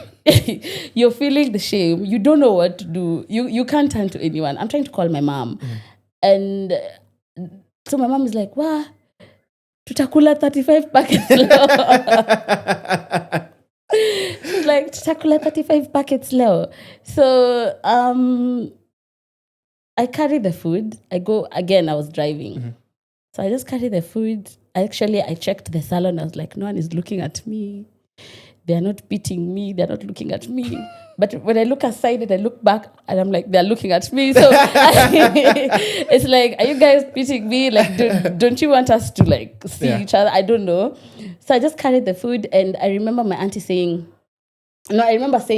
oh, guys want this food from another building. So I have to take this food elsewhere. But it's okay. Let me rush. Then I'll come back, say hi. I get to the basement, enter my car, put that food, and I try to cry. My tears are just not coming out. I'm like, I need to cry because there's no way. This is so painful. Where am I going to take this food? I tried crying for 30 minutes. I couldn't cry. I just decided to drive home. So on my way home, I'm at around Globe, going down from the police station around Globe. I see street kids. All of them, literally, they had sat down and there's traffic. So I'm like, no one is going to eat this food. If I go home with this food, home already, mom has already made dinner. She doesn't even know where I'm going to take this food. So there's a lot of street kids seated there. So I just roll my window down and I ask them, mkonanja? And they're like, hey, tukonanja sana. I'm like, unataka rice? That time, that's when I cried. So one of them was like, Auntie mbono unalia? And at the time when I was asking them, unataka rice? I just started crying. And then they're like, yeah. So traffic is moving. And, Kenyans, very impatient. So people are hooting. And I'm trying to remove this. Packet. So I'm like, let me just give them 10. Maybe they still between 5 to 7. Maybe some people will still order. So if I give them 10, I can remain with 15. And this 15 can go. So I'm giving them packets. I'm giving the packets. They can't believe it. Because they're around 7. I'm giving them 10 packets. And then I just thought, honestly, no one is going to eat this food. I took the whole bag. And I was like, Kujeni Niwa Willie, you carry that bag and eat. Akasema, they were like, Auntie, Christmas. We're like, Christmas. Thank you so much. Ubarikiwe and Nini. And just the way these kids normally are. Yeah. That was another loss that I faced in the beginning of the business. You started at the business. Yeah. Okay. Yeah. I mean, I think sometimes a lot of assumptions with those with the online. I couldn't believe it. But anyway, I couldn't. It happens. Okay, so tell me now, what does COVID do? Because that's where we are. What does COVID do for the business? So we get to COVID period. I'm still doing some deliveries. Everyone is complaining about losing their jobs and things like that. Then I came out with an offer. It was called the COVID offer. It was really, it's a lot of food for a very low price. This particular offer, it was really, it's a lot of food for a very low price. This particular offer is honestly what made Bwibo. Because so many people are at home, people don't have like money, people are trying to reserve money as much as they can. And I come up with a very, very good offer. Do you remember what the offer was and how much I just remember it was around 850, 900. And that week, during I think the third week or second week of COVID, I remember I made close to 500,000. On that offer? Yes, on that offer. Now, that's when I told my mom, you thought 40,000, you thought we were rich, mom. This is real money now. Yeah. Because there were so many people ordering. And I'm talking about profit. That was 500K Yes, profit. that was profit. Yeah. That's the first time. And things started taking off from there. I started making really, really good money from there. Same time also, Osumo was coming up. Yes. So we kind of were relating around there. So Osumo has been a long-term friend ever since we were children. He's been a long-term friend. So when he's coming up with his shop for fish, I had already taken off. So I was going there as a supporter as well. And we reconnected through that. And we shared so many ideas now moving forward that made us elevate. He was working with his sisters. He has support. I was alone. I didn't even know what running a restaurant was all about. But again, now after the COVID period, after that, I closed the business around 2020, towards the end, reopened again. Now I opened a place at Popote Gardens. Okay. I got a shop. It's not particularly a restaurant. Right. Yeah, it didn't need much, but I used to pay so much rent. I can't even believe it. I want to even talk about how you're preparing for that growth and sort of the thinking that then goes into place.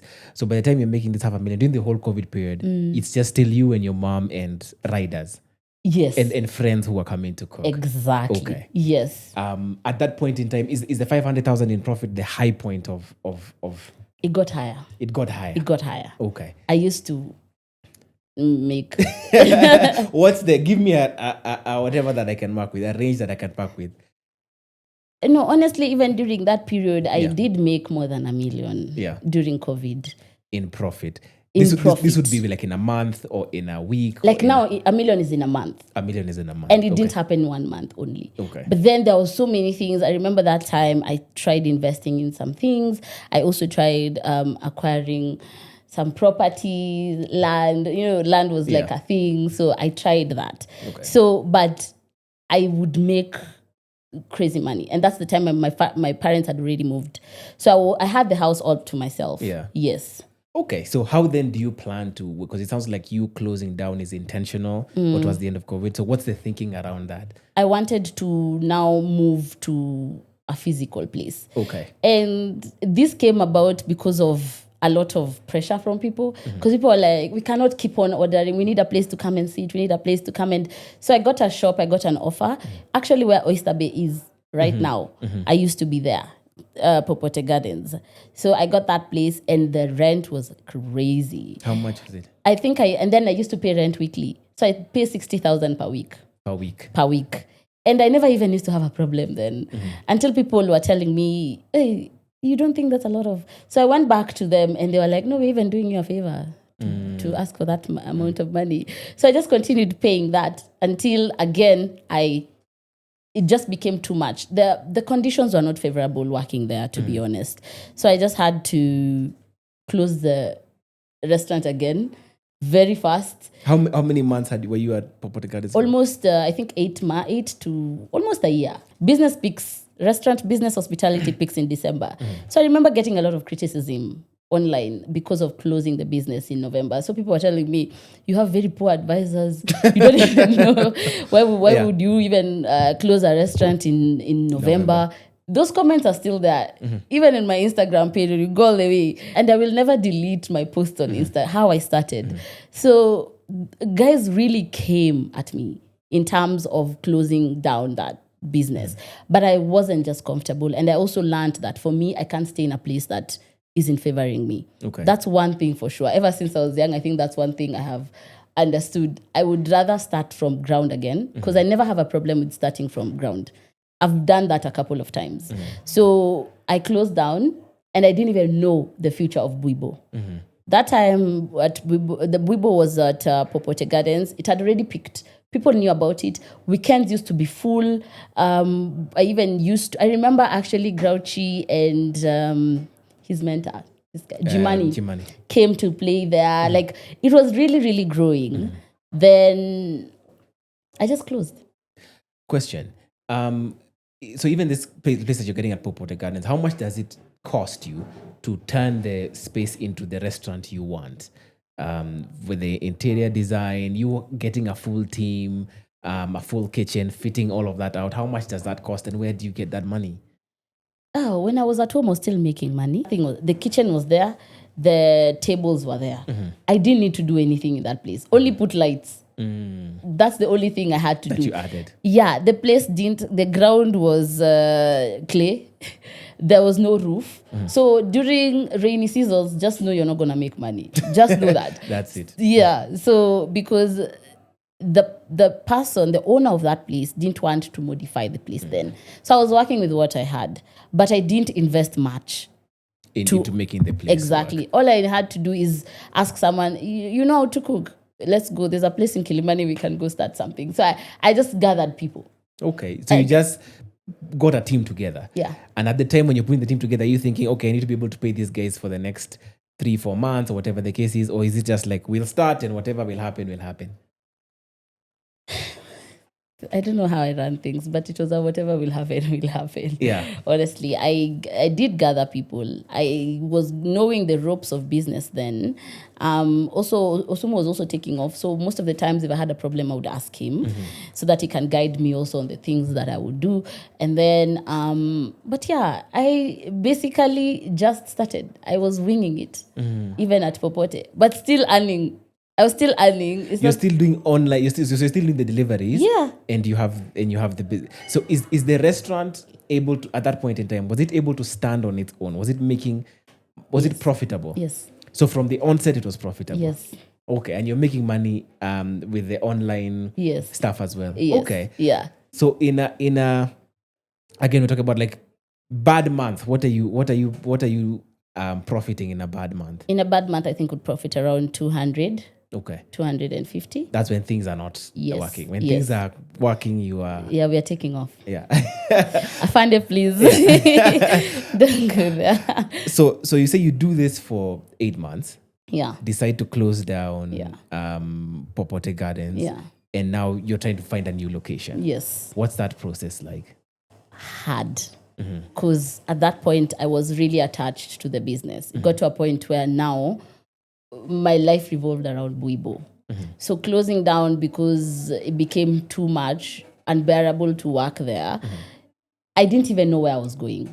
I didn't even know what the next plan was. It to me, it was more of the biggest risk to ever happen because I felt like people were really used to, and when I closed down even with the online deliveries because you closed everything. Everything. Because mentally, I wasn't in a good mental space to even do deliveries. It had taken a lot for me to run a business there for those months. So it just got to a point where I needed a break. And what happened after I started now looking for a location. And Barack, when I was looking for a location, I was looking for a small shop. I was looking for these shops in minimals, just where I can put a kitchen there and maybe 2 tables outside. And then, I was thinking big. I knew I'd get somewhere, but I was like, since I've closed this thing, maybe let's scale down. But looking for a place was the most stressful thing ever. One person came to me and sold me the idea of having a big restaurant. And I was like, why am I thinking small? Why am I thinking small when somebody here is coming and telling me, you can open Bwibo here? It didn't work out the place he was suggesting, but it shifted my thinking. I started thinking bigger in terms. Sorry, I want to ask, at Popote Gardens, what are the numbers you're dealing with? How I'm trying to envision, how big is it? How are the numbers you're dealing with? Let's say around, if people are to squeeze too much, it fit around like 60 people. Comfortably 40 people. Comfortably 40 people. Yeah. And then on the online side, at that point in time before you close, how many orders? So basically in a day, how many orders are you fulfilling if you combine both the online and the physical location? At Popote? Yeah. Hey, online orders were a lot. Yeah. Because now we have a location, we're in Kilimani, around, we would push close to 150 orders a day. These are online. But now all the cooking is happening now from Popote Gardens. Yes. Okay. Yeah. Okay. So I'm looking for a space. I'm promised so many places. Now I'm thinking big. Now I'm no longer looking for small shops. Now I'm thinking big. Now I'm thinking, okay, let me get a proper place. Let me get a place where guys can come and enjoy, have a bar and things like that. Then now I got the place I'm at right now. It was so hectic in the beginning because, to be very honest, I did not have that money. I thought I had that money. I thought, okay, you don't need like, at most you need like 2 million to start something, because 2 million felt like, I'm just trying, I just started touching a lot of money. So I'm like, of course 2 million is going to do. And you see, I've put my money in other things. I've invested in other things. So I don't have that kind of money. It wasn't so fluid. But I knew with 2 million, I'm going to do something. So again, winging it. I bring fundis. Fundis mess me up. I've already invested close to 1 million. Fundis messed me up. And now I had bought things. I was only remaining with 50,000 in my account. The restaurant was not up. Yeah. The kitchen materials, some equipment, some of them were there. I didn't have seats. I didn't have important things in a restaurant. And you had 50,000 shillings. And I had 50,000 shillings. I didn't even have a floor. The floor that I was supposed to put was going to cost me 150,000. So, and then the money, the last money I spent, literally like the nail on the coffin was the tent. And I was like, I'd rather people stand in this shade, because I'm from being traumatized because I'm coming from a place that did not even have a roof. So I need this roof. So that ended everything. Like I was at zero. I have also paid deposit at the property. For the property. And my landlord's 3-month deposit, 1 month rent. Rent was not it's not little. So, yeah. And now, here, 1 month has passed. Now I start eating into my rent. Now the grace period is over. You need to start keeping things rolling, I don't have anything. I'm telling you, when I tell you I did not even have 2,000 in my account, I did not have 2,000 in my account. Do I sell these things that I've been buying to put up this restaurant? What do I do? And then now, it's very hard for me to ask for help. It's really hard because I've grown up knowing money will come. There's no way. I used to be the problem solver. You want money? Here's money. I used to be the one to go to people and help. So now here I am. People are now asking me, because you see, when you start a restaurant, when you start building something, you're like, coming soon. Yes. Big things coming. I went quiet because there were no big things coming anymore. I had the most tiny things in that restaurant. I did not have, there was nothing big was coming. I didn't have anything. And I had to seek for help. I never asked for a loan, but people came through. My friend came through. My dad came through. It was a community. My uncles from states came through. Yeah, Those and yeah, my friends. How do you pitch to them for the loan? What are you telling them? I'll tell them, come and see where I'm standing right now. Just come. I'm literally in the middle of the place. I'll send you location. Yeah. Come and see. I'm standing. But are you showing them the books? Are you showing them this is what the restaurant was doing previously? This is the numbers we are doing previously. I'm confident we'll do them again. People were not asking for that. People were just, it was like, you've already started. It's you're seeing the dream. People were seeing the dream. Okay. They were seeing the vision. I remember there's a time Osumo came there and we were leaning on a balcony and he was like, hey, utatoa wapi hiyo pesa? Like, what are you gonna do, man? Yeah. Because that is you. Because now I'm saying, how much did you need to finish? I needed more. I needed like 3 million to finish. Yeah, I needed 3 million to finish because first of all, the fundis already they've messed me up. Yeah. So the things they were supposed to deliver, we need to redo them. Some of the machines were not even working. Then I'm even getting people. So I'm saying big things coming. People are like, oh, I kind of know where this place is. Or some people would even DM me, oh, where are you opening the new place? I'm like, Kanjata Road, James Gishu Road, Lavington. So people would come and see, like, oh, this is the place that's coming. So people would be like, hey, I was there last month. You're not done? And I'm like, every time I saw those messages, that week I didn't sleep. I used to call my dad. My dad is like, Vanessa, I have exhausted everything in my account to come for you. Also was telling me the same. I didn't think I would ever come to a point that I'd borrow 100,000. Life was good up until that point. And when I was asking for this money, knowing very well that I'd make this money within a day, and you know, my mom was like, wow, where's the richness going? We were so rich. You know, she never really, like, she was just like, where's the richness going? You know, I'm laughing because I remember in the story of the 45K. Yeah, we spread the money. And even my mom was like, where? Like, where's the money now? And I'm trying to explain to them, like, this is where I put the money. This is where. And now it was me talking to strangers who are, like, the person who's supposed to come and put the grass floor, that carpet thing. I was like, listen, just hear me out. This business has big potential. I promise you. Yeah. Week one, when I put out this business, that money I'm giving you back. I promise you, this thing is big. Check Instagram. He's like, so I was like, check Instagram. It's big. This is a big thing. That carpet was 120K. He was like, okay, tupatane kesho. So he comes and I'm like, look at this. Yeah, ata ukiangalia, you think I can lack that money? There's a lot of things going on, but I promise you, when I launch this business, I am going to give you back that money. I promise you. And he's like, I think you're right. I'll bring that floor tomorrow.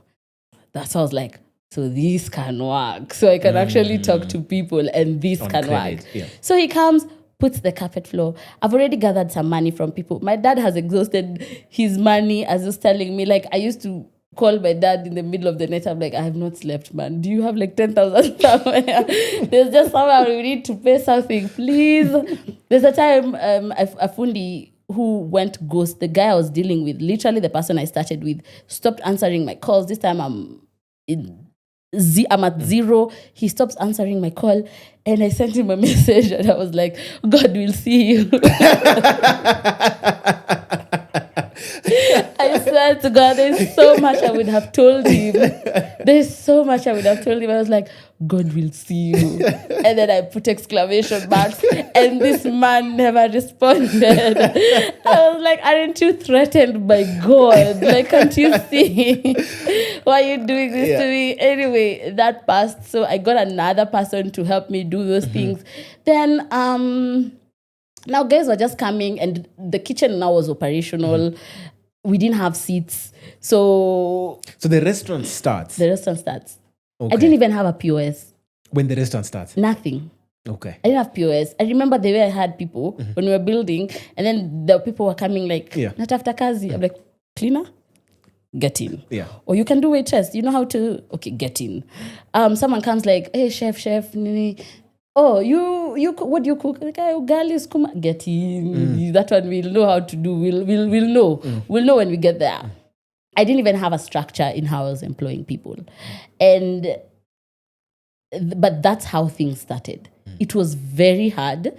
I remember people were like, is this how you're running a restaurant? Like coming in and I have no POS. My waitresses were poor. I had like bottom of the barrel. People who don't even. So I'm bringing people, I am telling them loaded fries, and they're like, loaded nini? And they're like, burger. So burger, mkate. You know, like people, they didn't even know what you're selling. But I was like, just say burger. Just say we're selling burger and tell them it's beef or chicken. That's it. So I didn't even, that time, I'm still trying to pay back the money. Because I've promised people, this business is going to work. I promise you within 1 week, I will pay you back that money. So the first week, I try my best. I do a launch party. The seats that were not functional, I had to use them. So it's just for the waitress to tell someone, just sit a certain way. Sit a certain way. And this is a restaurant in the suburbs. It's in Lavington. People have standards. I don't know what I'm doing. And that was it. We started like that. I did not have an idea of what I was doing, honestly. I've never been in hospitality. I've never studied hospitality. I thought opening a restaurant and selling food is food coming from the kitchen and telling that person. What was the difference between this one and Popote Gardens, though? Popote was easy. Popote guys knew they were coming to do takeaways. So people would come and sometimes sit because it was just a kitchen but then guys would still come during the weekends. So they may sit, but they didn't come to sit. Yeah, like it was not an experience. It was just like a shop. Like, guys, here I am.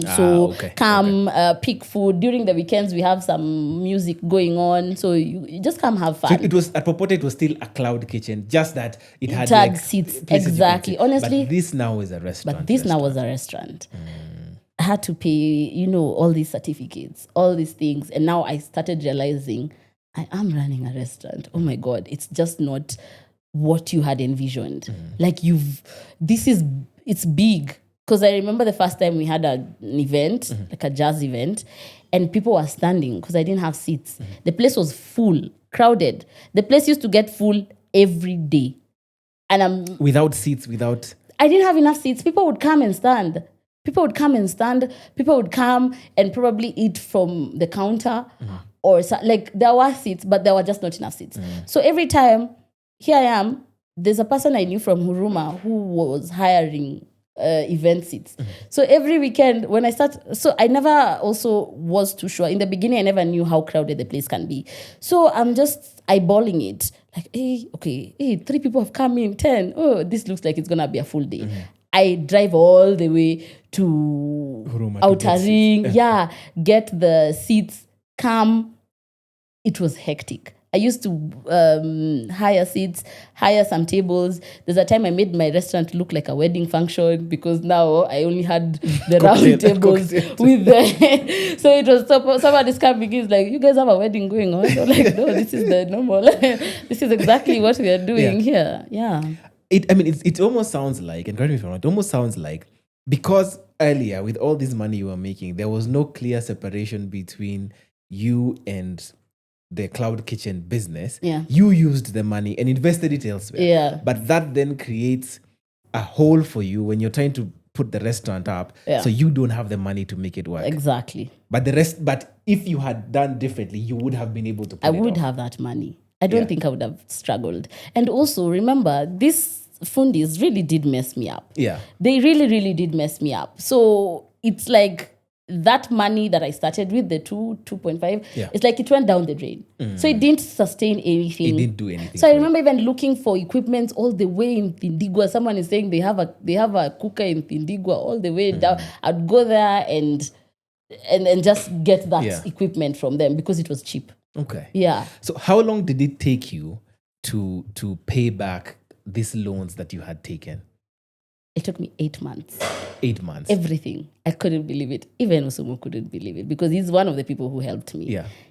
He couldn't believe it because I did pay back everything.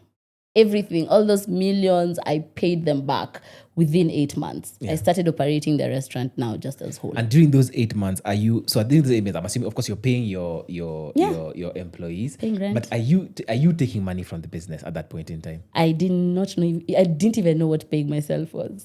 Even during this period, I did not know what paying myself was. I never used to pay myself. It always used to go to bills. So if there's money, if there's things I need to do, because I was thinking, okay, I've invested in some things. Maybe that's enough for me. Maybe let this money just fully go to the business until we are stable enough, not paying people back. We're stable enough by paying people back. Then I can start paying myself when the restaurant is functional. Because I never used to pay rent, even for my own house. In this 8-month window, when do you in this 8-month period, do you get to a point where you begin to feel like, okay, financially we are making headway? Do you have an accountant who comes in, or is it still you who's doing the expenses? Now I get a team. So my accountant was my best friend. But she's very good. Honestly, she is very good. She comes in at the very beginning. Yes. So she comes in at the very beginning. Even before then, when I was doing deliveries, she would advise me on one or two things. And she saw the business grow because even we're the same age. We were growing together. So she's growing as an accountant and I'm growing as a business person. So when the time when I opened the restaurant, she was there fully. She knew the ropes. But at that point, I was telling her, I cannot pay myself. Let this money just go to. But there was someone who was actually maintaining and sustaining the finances of the business. Yes. Okay. I wasn't too not too gray on that. Okay. Yeah. So 8 months you pay whatever back. Yeah. How and in those 8 months, are there any low seasons? Are there any months where you're not able to meet costs? Hey, that first year was good. The first year was good. Oh, that first year was good. Despite the... Imagine, despite everything, despite the service, despite the food was good, but not consistent. I had to grow and I had to teach my team how to do that, because also for me, KPIs and everything, I really had to have customer retention. So that was the thing that was really defaulting and things that were really bringing us back. But the restaurant was still running. Funny enough, everything was still... My marketing was also not small. I used to really market myself. Despite everything. Like, you would come and I would still tell you, guys, just come back again tomorrow. I promise you everything is going to be okay. So I did a lot of marketing. And everything was still running. Every weekend was fully booked. Seats were fully reserved. We was the seats that were there. Yeah. But now when we continued, now I started buying things. I started investing in things, growing slowly. And I was learning about a restaurant while I'm running a restaurant. Because up until now, even people really ask me why I haven't opened a new branch. Not because I cannot. Because honestly, I feel like a new branch is always measured to like a success. Maybe opening branches is also measured to how successful you are in that business. But for me, I don't want to open a restaurant the way I opened this restaurant. I really winged it. I was just living like... it sounds almost impossible to believe even, that really? you are just winging it. Like you're just... I was winging it. Like you're saying, someone's coming in, I'm a chef, you're like, yeah, get in. And you just keep going. So do you at any point now, bring in better staff members? And when does that happen? Year 2? Yeah. You remember the agency that was recruiting me to KCB? Yes. That agency, I told them to look for proper people for me. So I told them to look for waitresses, to look for chefs. Yeah. And then the people they brought were not also the best. Then I realized, that's why I was even recruited to KCB. Like, that's why I was there. So why would I even think they would bring me people? Then now I got somebody else. And we were just growing like that. In the beginning, we also really had a lot of criticism. And there was so much. there was so much, and I had to deal with that. That's something else that I've had to deal with. I think I remember seeing something on Twitter at some point. There was always something on Twitter, honestly. And also I think because I was very, very attached to the business. So at some point it was, we're attacking this girl. It's not, and I wouldn't really say it's attack, but then it felt like an attack. Because on my end, I'm doing everything. Trust me, guys, I am really trying. Like, I don't know how to run this restaurant. I'm literally, and I used to think, it's a community. Bwibo is a community place. It's where the people I was doing baby showers for are still coming to do birthdays for their 3-year-olds, for their 4-year-olds. It's a community. It's like a family. A lot of times there's arguments. A lot of times there's correction. A lot of times there's love. It's grown up to be such a family-based community restaurant. Not just any restaurant that came up. People have seen how I started. They have ordered from me when I used to be the one to take food to them personally, to them coming and holding their corporate events, bringing their companies into the restaurant. So even during this time when there was so much criticism, you need a very strong support system because you can die. You can die. I promise you can die. And I never, I was always used to, we're doing well. The food. Like even if things were bad, people would never really take them all the way. But I don't know if there's something about growing and then now people saying, okay, no, like there was so much attack. Yeah. Sometimes some of them were not even viable. Some people never even came to the restaurant, but since it's being attacked, inject. Okay. Yeah. As we sort of wrap up, what would you say were financially are the things that allowed you to get the restaurant to where it is now? Because this is that was year 1. Now you're in year 3 of the restaurant, right? Yeah. Okay, so what would you say has financially allowed you to get to where you guys are now? Savings. Savings is a very big factor that I never used to have. That now is everything. Like the business saving on its own independently. Yeah, just the business having something and saving, and even money for the business going to MMF. It's something that I never used to think of. But when there's the rainy seasons, you actually realize that this money comes through. Because Africa actually, social security doesn't, if you fall, you fall. If you have to have something on the side. Savings has really brought us to where we are at. And I feel like that is actually the biggest factor. Because I still opened the wine house. So Yes, you opened the wine house not too long ago, right? Yes. Yeah. I opened the wine house, but I didn't ask for a loan for it. So I still used cash on it. Okay. Is it something I would do again? It's still very 50-50 because I still used all the money I had. How much did it cost to put together wine close house? to 4 million. Wow. Yeah. Okay. So I still used cash on that. This is not from your reserves or from your... Still from the savings. The restaurant was not, or is not doing bad. Yeah. So I got that from the savings. The savings. So I was like, okay, the only satisfaction I got from that is just not owing someone money after something is done, because I can really relate to that. Yeah. So it has been an organic growth because I don't feel pressured to pay back or for it to work, because now I'm even growing for it to be a completely different entity. The wine house. So the Bwibo wine house will grow separately from the restaurant. Okay. So as now I'm branching out, a restaurant will be different because now next year I'm ready. I have not been ready for a very long time, but now I'm ready to branch out, and I am ready to do the most out of these 2 businesses. Okay. Yes. I mean, it sounds like because it sounds like you've never needed to look for capital, other than that point when you're in a hole, to source for loans or look for capital or try whether it's a SACCO loan or a bank loan or whatever the case is. And it sounds like your business has genuinely done really, really well. It does sound like it. Yeah. It does sound like it. But especially this year, we've kind of struggled. I don't know what's happening to the economy.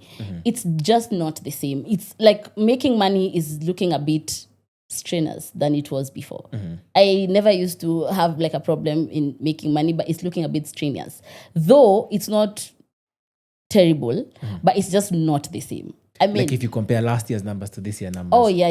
If we compare, even last year, there was the time during Mandamano really took things, shifted things, but it keeps picking up. It's not consistent. It's not the same way I tell you that first year was a good year because I don't even remember any bad month. Yeah. First 1.5 years, I don't remember any bad month. But now I would say, oh yeah, March was terrible, December was good, January was... What's the definition of a bad month? You not breaking even? It's just making lower sales than you're used to. Because for me, there's always a goal. There's always a target for things that for the things that I'm doing in the business. Yeah. So I have to make a certain amount of money for it to make sense. Yeah. So if it's not making sense, then something is wrong. Like this is a bad month.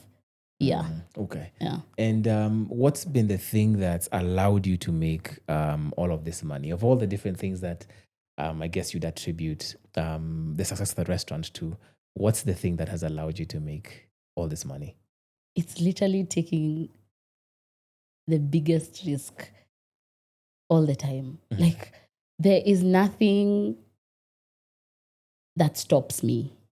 Every time, even if I fall today, I always know, tomorrow I'll pick up. It's almost subconscious. It's almost as if there is no falling.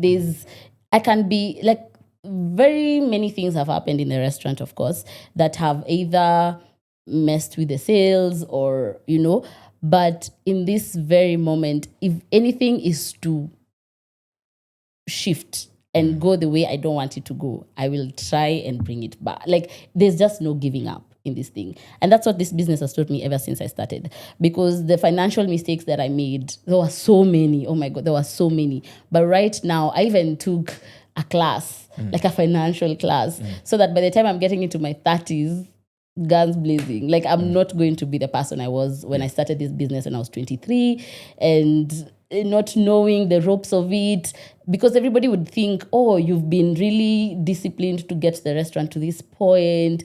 But no, I promise you, I haven't. I have not. Yeah. But now I am very intentional with my money. Yeah. Very intentional. Money has to have an impact. It has to either bring freedom, it has to either give me value. I'm just not using money to impress. Okay. Yeah. Maybe my final question is, I mean, like you said at the beginning, you didn't come from a place of lack, but 45,000 shillings was we are rich money. Yeah. Right? Yeah. When things start shifting for you, because you say this COVID offer, this COVID offer is the thing that really begins to blow the business up. How did you change your mindset around money to move from a person who's saying 45,000 shillings is money to 2 years later you require 3 million shillings to put into to finish this restaurant that you have taken, and you don't even have the money for it, but you're like, the money is coming? How did that shift? Like I'm asking, because I mean that's a dramatic shift. Is it like experience? Because you don't just get 3 million out of nowhere. Yes. It's like it starts with, after 45 you're getting 70.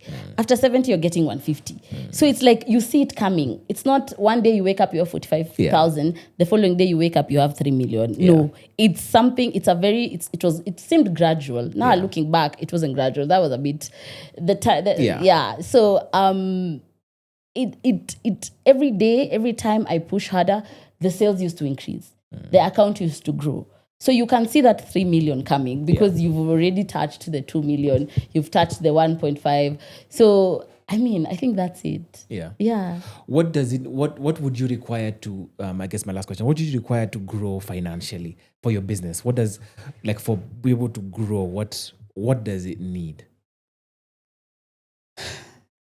Right now, if it's not, is it okay for me to say capital? Because for us to grow, we need more people to know about our product.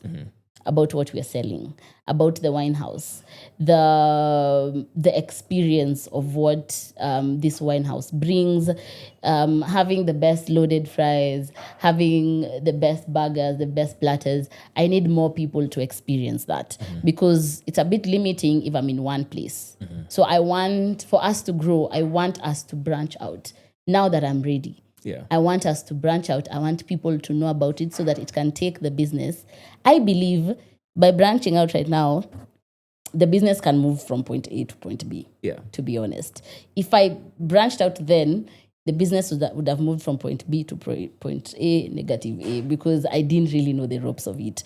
So for me to branch out and for me to make people more aware, then that would probably bring growth in Bwibo. Okay. Yeah. So now are you at a space where you'd be looking for loans or investors or things like that?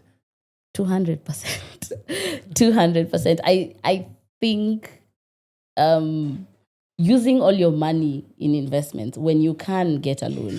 A loan is not a bad thing. It's where you put that money in. It's how you use that money, because people get loans and get too excited and start using that money for other things that were not purposed for that loan. Yeah. So right now, if I get a loan, I have gotten to a point where if I get a loan right now, it will purposely be used for what it is. It was for, and that is exactly what I'm going to do. Okay. I am definitely in a place where I will ask for a loan. So if you could do it again, the wine house, you would, instead of using your own 4 million to put it together, you would have said, okay, fine, give me a facility and I'll put this, I'll get this thing done. Yeah, I'd probably ask for half. Yeah. I'd probably ask for, I would not just go ahead and put the full amount. Yeah. I think the first time, I actually tried looking for a loan. Not that During I didn't. That period. For the wine house. Yeah. But they gave me a lot of forms and I was like, why should I even? These are too many forms. Let me just open this wine house.